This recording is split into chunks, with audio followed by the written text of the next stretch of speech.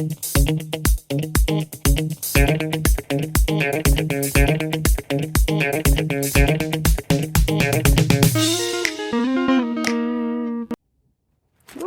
hi.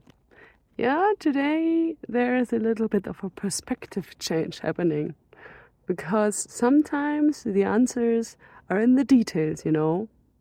Will it be the case for the next question? Let's see.